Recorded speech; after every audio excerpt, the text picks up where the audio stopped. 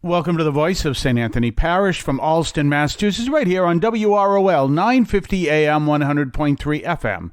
And you can also hear us at CatholicAudiomedia.com. That's CatholicAudiomedia.com. And don't forget, we are here every single Monday through Friday at 3 o'clock in the afternoon. This is Monday, and so today we broadcast the homily that I gave yesterday. In this case, it was yesterday, not Saturday, but yesterday at St. Anthony Parish in Allston, and you're welcome to come to that Mass, 10 o'clock a.m. on Sundays. Any Sunday, please feel free to consider it. Well, the gospel this week was from Luke, the unjust steward, and that's the one who the owner of the land finds out that his steward is cheating him, is kind of skimming off the top. So the story is about Jesus giving that as a parable. That's the parable, so it didn't really happen. It's a parable. And what lesson it has for us. And his basic lesson is, you see these people who are doing things wrong, but they have a passion over what they're doing, and you supposedly are here to do things correctly or good, do good things, and you supposedly have a passion, you're not doing anything. I was explaining to one of my parishioners yesterday, says, remember, Jesus' focus is always bearing good fruit. So if someone is bearing bad fruit, Jesus will say, that's bad fruit. But then he'll turn around, but you're not even bearing bad fruit. You're not even bearing good fruit. You're not doing what I'm asking you. So it's pretty powerful exhortation. Let's switch over to St. Anthony's to hear that homily. This is one of my favorite Gospels, and it is because Jesus brings this true humanity into this, and actually, in a sense, brings a little humor. So we see the scene. You have the unjust steward. He's a liar. He's a cheater. He's not honest. And Jesus uses him as an example. He's got these people who come to him and say, how much do you owe my master? 100? Let's make it 50, but don't tell no one. Just keep it, me and me. And that's the one that Jesus is talking about. Why?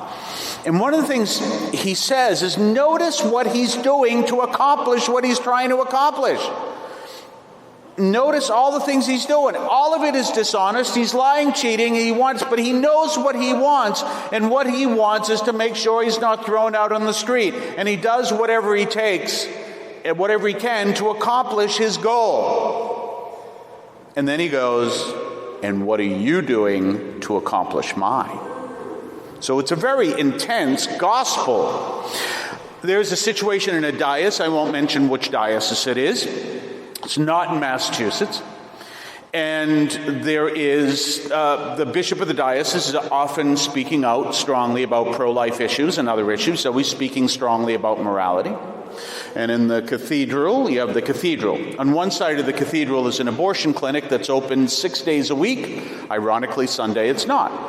On another side of the cathedral is a bunch of bars that are open, as long as bars are open.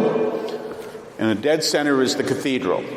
Abortion clinics open 6 days a week. The bars are open until about 2 o'clock in the morning. Cathedral is open 1 hour a day.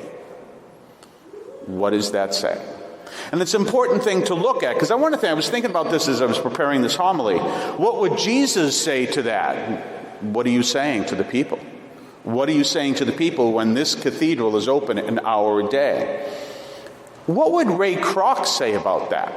If you don't know who Ray Kroc was, he is the man who created the McDonald's that we know today.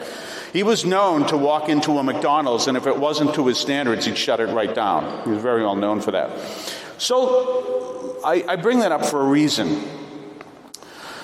We're in a very difficult time in our country right now, and we see the country is split very intensely, and people are looking at what's going on in the country, and they're seeing all the problems. And of course, we can blame everyone that we want to blame. We can blame the Democrats, and the Republicans, and the media, and the universities, and the politicians, and the real problem is 9/11.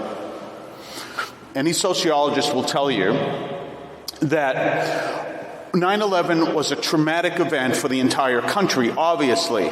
And what they will tell you, when such a traumatic event happens, that what it does is it sends these waves of trauma that take decades to overcome in a society. And someone was studying this kind of thing and was at a class, and the teacher explained, he says, it's like a script.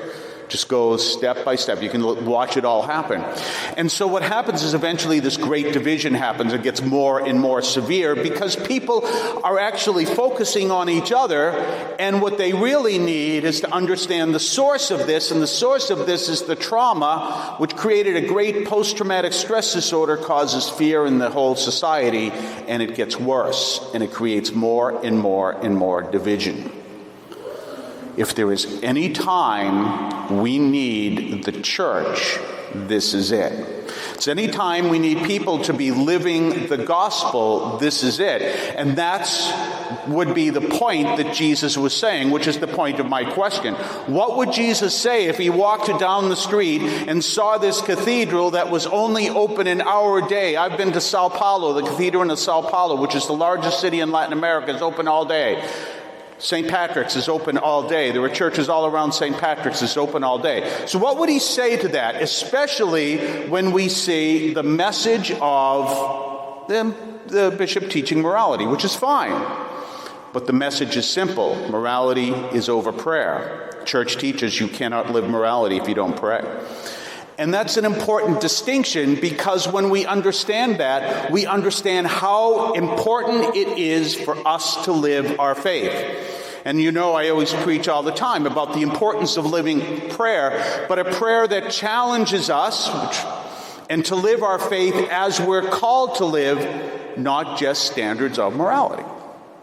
We have to live as the church is challenging us, as Christ is challenging us, especially in this time, because people are so dealing with the effects of the trauma from 9/11, and they're looking for a solution, and we're one of the people they hate too, because they're rejecting us out of their fear. And we've got to turn around and understand, through being challenged by Christ, how do we live in a way that brings that all into peace? And we can only do that if we live and understand that challenge. One of the things that we can do is to start not only praying, but also maybe studying those who also challenged the society and the church. I was thinking today, a great book, if you're looking for a book to read between now and Christmas, or if you want to read it in Advent or even in Lent next year, The Long Loneliness by Dorothy Day. And if you are a student and you read The Long Loneliness by Dorothy Day, you will probably pass all your history classes, because it's an excellent story, excellent book, but it also talks a lot about real history from the early 20th century. Long Loneliness, which would challenge you also to live our faith in a very important way for this time. Some of the other books that are out there and some of the other writers, there are many, and you can ask me and I'd be more than happy to tell you. But we need at this time to be those people, because that's what our country needs more than anything else, regardless of what people will say. We don't need, as you probably saw in the Atlantic, if you didn't, you can look it up, we don't need people to be carrying AR-14s with a rosary over it, which was in the Atlantic. But we do need people to understand that challenge of the faith. One of the things that is a powerful challenge you're doing right now. This is a powerful message, that you can't come to the church in the morning and here you are and you're living your faith and you're just showing up at church. I can't tell you how powerful a message that is. Always remember that saying that I learned in the Navy. I'm paid to be good, you're all good for nothing. Right? Now, what does that really mean? I'm paid to be here. Now, I'd be here anyway, but you're not. And you're here. Your witness is far more powerful than mine, even going by what I wear, because you're here. And it's a powerful witness that each one of us have a call, and yours is more powerful. So always understand that and recognize that what we see in this gospel today is Jesus is making that powerful point Look what these people are doing. Look what the people are doing around that cathedral, trying to accomplish what they're trying to do. And what's in the middle? What are we doing to accomplish the ways of the Lord? That's a good challenge to think of for this week. You're listening to the voice of St. Anthony Parish from Allston, Massachusetts, right here on WROL, 950 AM, 100.3 FM. You can also hear us at CatholicAudiomedia.com. That's CatholicAudiomedia.com. We'll be right back right after this. You can now leave a message for us, which we can air and discuss on this program. Just call 617-297-7452. That's 617-297-7452. 617-297-7452. Feel free to call, leave a comment, a question, or even feedback, and we may play it on the air. I can discuss your comment or question as well, so give that a try. 617-297-7452, 617-297-7452. I want to call your attention to Catholic TV, which offers great faith-filled, family-friendly programming 24 hours a day. You can find your cable channel at www.getcatholictv.com, and you can watch online on the free apps or check out the YouTube channel. Daily Mass, Rosaries, the Divine Mercy Chaplet, and the Our Lady of Perpetual Help Novena are all available online and on demand. Check out CatholicTV.com. Check out our own website at CatholicAudiomedia.com. That's CatholicAudiomedia.com. Well, we will be back tomorrow with more of our program. Remember, we're here every single Monday through Friday at 3 o'clock in the afternoon on WROL, 950 AM, 100.3 FM.